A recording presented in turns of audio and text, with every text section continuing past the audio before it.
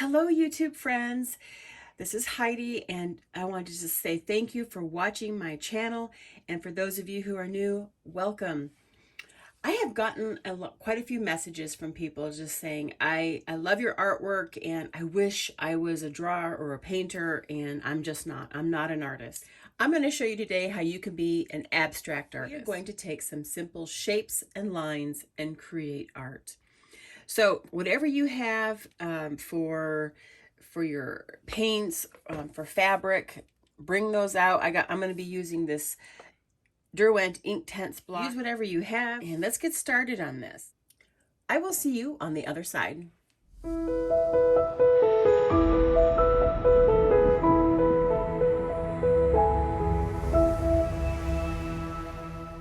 Okay, let's get started on this.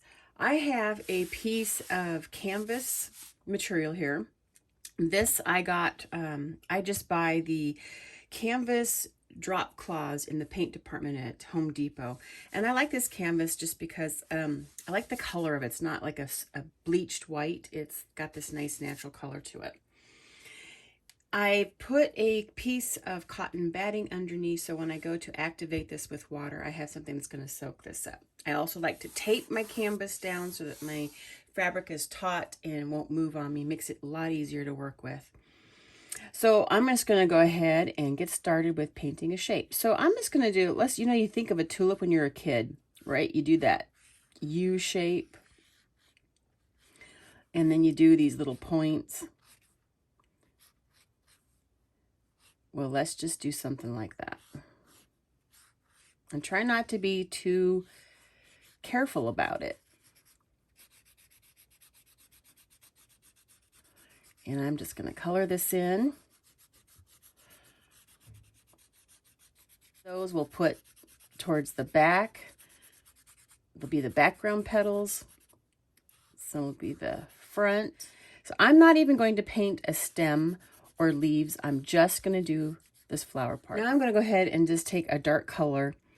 It's a really dark brown. And I'm just going to put like a center, to this flower. And that's it.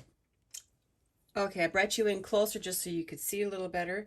And you can see, hey, this looks like a kid's drawing, a little kid's coloring project. So I got my water and I got my paintbrush, and it's just time to activate the color now. So we're just going to go in and, again, just roughly color it in. Don't be too concerned about the bleeding, because we're just going to let this do whatever it wants. And when we take it to the sewing machine and do our stitch work on this, it's going to really pull it all together. And when it comes to this, I actually like to let it bleed over.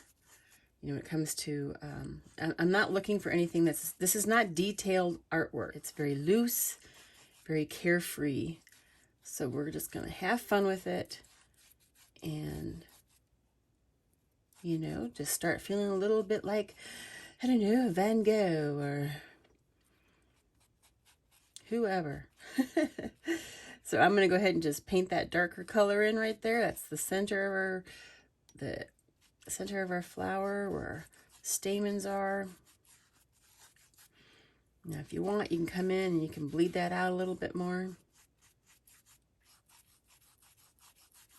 Add in a little more color if you want to. You don't need to be restricted to one color. You can get a little creative with your color and work it in a little bit more.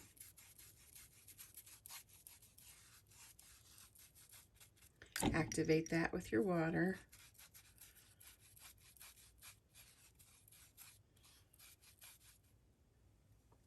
And we'll let that dry. The painting has dried, and it's time to do the line work with our stitching. And what I have here, I have just a black all-purpose thread in my machine, in my top and in the bobbin. I have the feed dogs dropped. I'm on a straight stitch. Don't need to bother with your stitch length or anything. You're going to control that. And I guess what we're going to be calling, this is more of impressionism.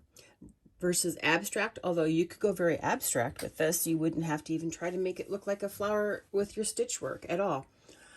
This is not realism, that is for sure. This is not going to look real. It's an impression of a flower. We're going to be very loose, very carefree with it, and show that you can be an artist without. So I have everything is threaded. I have a 90-14 needle. Starting this, I always pull my thread up from the bottom. If you can put your machine in the needle down position whenever you stop, do that. It just makes it easy for you don't get any weird little jogs in it and stuff. So I'm going to go ahead and start with the center of the flower, that being the stamen area. And you can be as messy as you want with this. I'm going to give it the impression that it has, you know, little stamens coming up some, but I'm also just going to do a bunch of messy line work in there as well. So, put my foot down.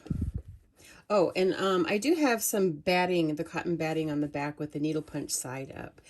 I like to have just a little bit of substance. It gives it more, it stabilizes the fabric a little bit more when you have something with it. All right.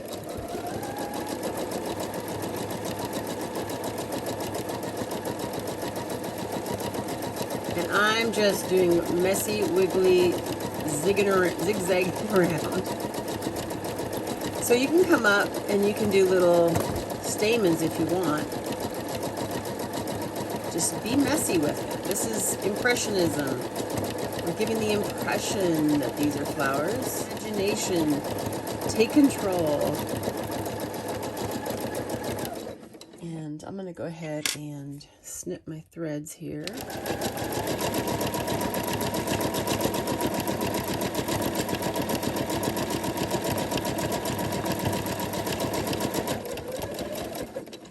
Okay, I've done some of the stamen work. It's just messy lines in here.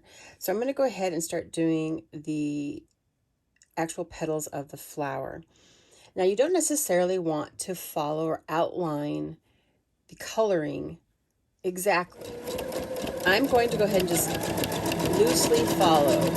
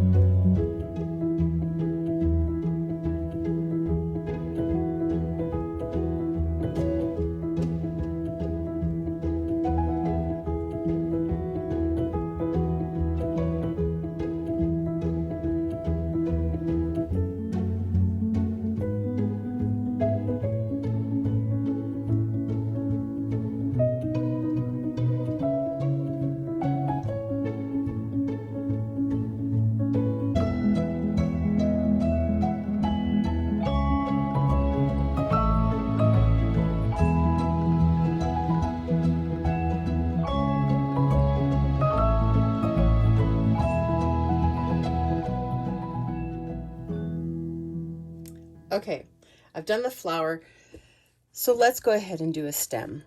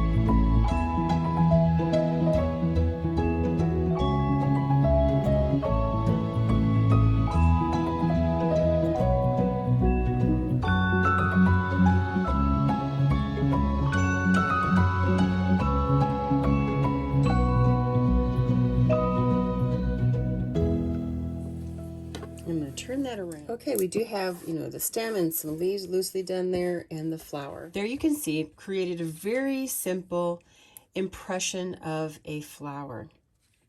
And then you can turn that into, a cover for a journal or whatever it is you want to do.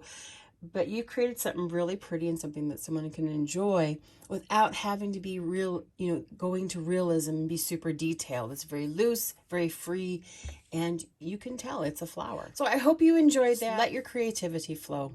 Have fun with this. I hope that helps you. I just want to thank everyone for watching, and I hope this finds you all happy and healthy. And until next time, have a great one. Bye for now.